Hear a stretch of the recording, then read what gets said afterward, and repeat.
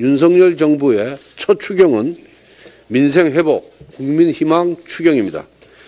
코로나 팬데믹 장기화로 인해서 벼랑 끝으로 내몰린 소상공인, 자영업자 370만 명 누구나 600만 원을 업종별로 최대 1,000만 원까지 지원받을 수 있습니다.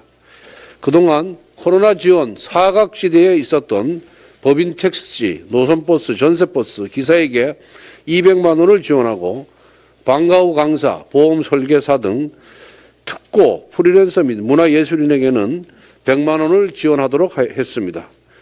또한 저소득 227만 가구에는 최대 100만 원의 긴급생활지원금을 지급하고 저소득 서민, 청년, 대학생 등 취약계층을 대상으로 한 금융지원도 확대합니다. 이는 지난 대선 윤석열 대통령과 우리 국민의힘이 국민께 드린 약속입니다. 새 정부가 출범하면 지체 없이 소상공인 자영업자 지원과 민생 회복에 나서겠다는 약속의 실천입니다. 지난 문재인 정권은 한 해 본예산을 600조 원대로 편성하고도 지난 1월 추경을 편성하는 등 임기 말까지 확장 재정을 펼쳤고 국가부채는 1,000조 원을 넘어섰습니다. 이에 윤석열 정부 첫 추경안은 국채 발행 없이 지출 구조 조정과 초과세수로 재원을 충당해 재정 부담을 최소화했습니다.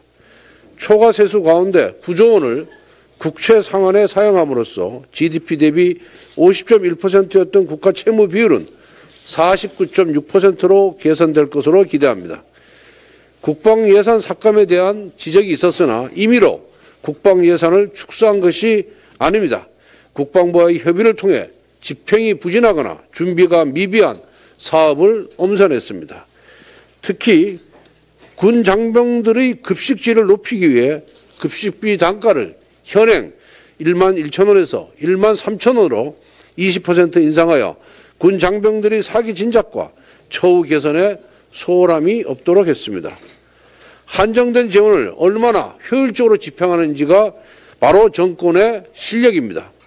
윤석열 정부는 앞으로도 과감한 지출 구조 조정과 재정 준칙 도입으로 재정 건전성을 지키고 미래 세대의 부담을 줄여나가는 진짜 실력을 보여드리도록 하겠습니다.